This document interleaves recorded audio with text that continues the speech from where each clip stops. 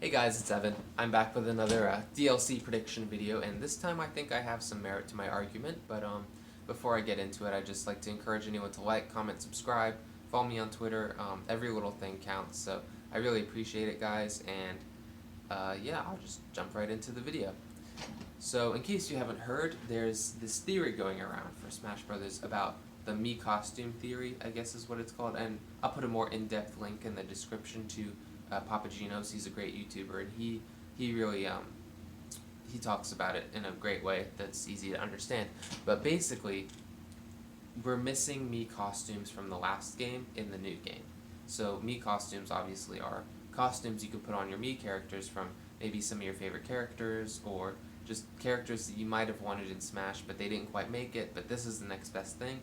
Except there are a few missing in the new game, and people are like, well, that's strange, because some of the ones that we're missing are like some of the big ones, like Sonic, or not Sonic, sorry, Tails, Knuckles, Geno from Super Mario RPG, he was one of the big ones, Heihachi, Lloyd Irving, Monster Hunter, and a bunch of like Mega Man EXE, X, Zero, all those guys were Mii costumes, and now they're missing. So people thought that was a little strange until we got Joker as DLC, and alongside Joker, we got Knuckles and Tails back as Mii costumes. And when you think about it, this makes sense, because Joker is from the company Atlas, which is a subsidiary of Sega. Sega makes Sonic, so Knuckles and Tails coming back with that makes sense. So then people are thinking, well, what if we get the rest of the costumes back alongside characters who are from those companies? So along that logic, that would mean that the remaining 4 fighters would come from a Square Enix company, or a Square Enix game, Capcom game, Bandai Namco game, and then a wild card from a company that is unrepresented in Smash Brothers. So we got 2 more characters at E3 this year, and that was the hero from Dragon Quest XI, which is one of Square Enix's top-selling games, Square Enix, and then we got Banjo-Kazooie from Microsoft, which is unrepresented in Smash Brothers, our wild card character. So we're still on track, and we have more than half of our DLC characters, and everything still makes sense. So by that logic, the last 2 characters would have to be a Capcom rep and a Bandai Namco rep. And this is where things get kind of tricky, because while there are plenty of characters to choose from, the desire to have them in the game bounces back and forth between all of them. There are characters who have sold a ton of games, but the want isn't that high, or characters who haven't sold a ton of games, but they seem to have a pretty strong audience rooting for them. So I went ahead and I looked at all these games that potentially could have want to be in the game, and I sort of looked at their sales, looked at the outcry for these characters, and I'm going to give you my thoughts on who I think will probably have the best shot based on these stats. So for Namco, the 2 frontrunners really are Tekken series and the Tales of series. Now, these characters, or these games each have tons of characters, but there's 2 that really take the storm, I think, in the potential for being in Smash Brothers. And for the Tales of series, that's definitely Lloyd Irving, who's from Tales of Symphonia, which is the best-selling Tales game to date, and Tekken, Heihachi is the main character. And for multiple reasons, he's like kind of the face of Tekken. He's sort of like the Ryu of Tekken, but also he kind of has representation in Smash already. As you know, Pac-Man is a Namco character, and one of his taunts is he holds out a pixel character thing, and a lot of them are characters from Namco games just in pixelated form, one of them being Heihachi. Now, some people think this is sort of a deconfirmation, some people think it is a confirmation.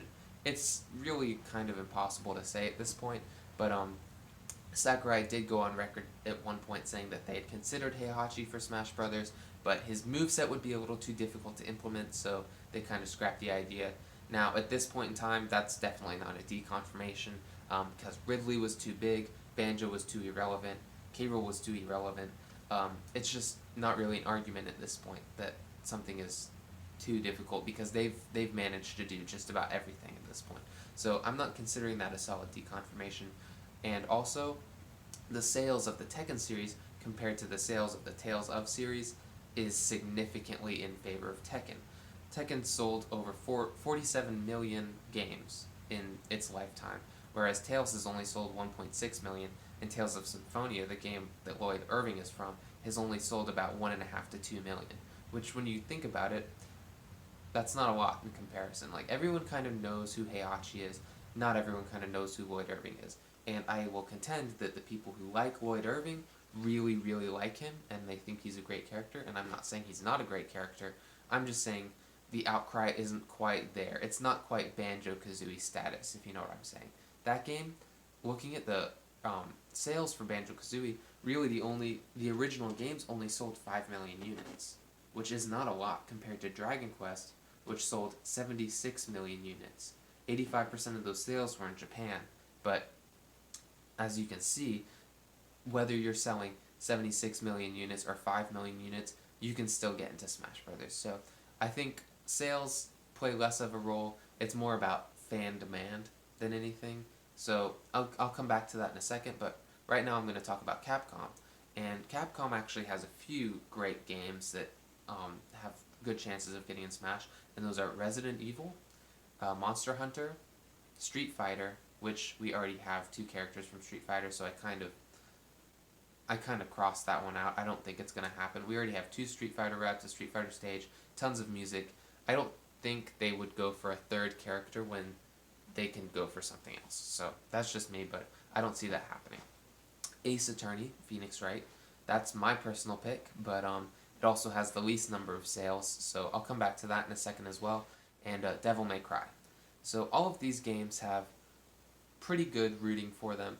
The only one that I would also say probably will not see a representative is Monster Hunter. I crossed that one out as well. Even though it sold 54 million units through its history, we already have a pretty decent Monster Hunter representative in Smash, and that's Rathalos, the boss. I really don't see why they would add that if they planned on adding more Monster Hunter content later. I feel like they would add it all together, but you never know. I just think that that's not going to be what happens. The thing that really blew me away was the sales for Resident Evil. That has sold 89 million units in its lifetime, which is more than any of these other games that we're looking at. And Leon Kennedy has a great shot at being in Smash Brothers. I mean, when you look at the characters that he's up against, for a Capcom rep at least, I would argue that Leon probably has the least interesting moveset potential. Yes, even less than Phoenix Wright. I think they could do some really cool, funny things with Phoenix Wright, where Leon is just kind of like zombie hunter, gun-toting guy. More like, I feel like he would just be a less intense version of Snake, if that makes sense. I think a lot of people might disagree with that, but compared to the other 2 characters who are like front-running in Capcom, even though Leon Kennedy has the most sales, I feel like he's the least interesting. And he does have fan demand, but I would argue that the fan demand for the other characters is just as strong, even though they've sold a fraction of the units. So looking at the rest of them, Devil May Cry, Dante, has quite a bit of backing behind him. Not a ton. I'd say probably maybe a little bit more than Leon, but you know, it's fine. The Devil May Cry series has only sold 18 million units. So, like I said, a fraction of Resident Evil, but I think the character want is pretty equal, and I will say that Dante would definitely make a more interesting character than Leon. That might just be me, but I think that his dual-wielding guns, and I think he has blades and stuff, and he just has cool outfits. I think Dante would make a cooler character. I don't know if the demand is high enough. You never know. And the last character that I want to get to, and definitely my personal favorite, is Phoenix Wright from the Ace Attorney series. And it's a little unconventional, you know, because he's a lawyer, and you play games in court. So he's not really a fighter, but and his games have only sold 7 million units, which I don't know if that's counting mobile sales because the games are on mobile, or Japanese sales or anything, but Phoenix Wright definitely to me is the most interesting of the characters, and definitely my pick if I had to choose one more DLC character. And I think that might be reaching a bit because my first pick was already Banjo, and then my second pick was Phoenix Wright, so if I got both of my top 2 in one DLC pass, then I wouldn't deserve that, you know. But I think Phoenix Wright is probably a better chance than you might think, considering he sold 7 million units. Like I said, Banjo-Kazooie only sold 5 million. Now, that raises the question, is Nintendo willing to put two not super well selling franchises just because people want it? Well, maybe. You never know. But I would say the outcry for Phoenix Wright is quite a bit bigger than people might think. Looking at the Reddit poll that was done before Smash Brothers came out, I think Phoenix Wright did significantly well on it. I think a lot better than a lot of people thought. I believe he was top 6 or top 5 or something like that, which was crazy to think about. But compared to the other characters, I mean, it makes sense. And I think Leon Kennedy and Dante were both in that poll as well. So, I mean, it's hard to say. And at this point, these characters they each have something different going for them. Like, Resident Evil has the sales, but they don't necessarily have the most interesting character. And Devil May Cry is just kind of middle of the pack. They have some interest in some sales, but not a lot of both.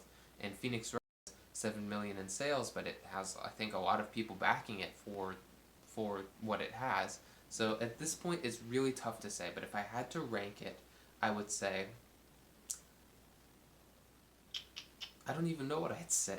I think my personal want is Phoenix Wright, then Leon Kennedy, then Dante. But if I'm being realistic, I think the best chance would go to Dante, then Leon, then Phoenix Wright. But it's hard to say.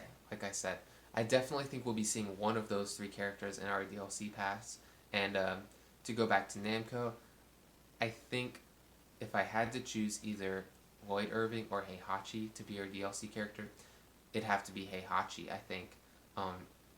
He just fits the vibe. He's obviously been acknowledged before for this game.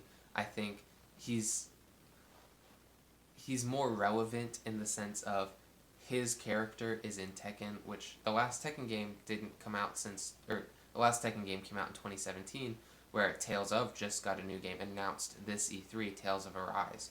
But so the series is relevant as ever, although Lloyd Irving hasn't been in since Tales of Symphonia, if I'm understanding correctly, and that game's not been out in a while, and it didn't even sell super well compared to Tekken. So it's hard to say at this point, but my guess for our 2 DLC characters is probably Heihachi and Dante.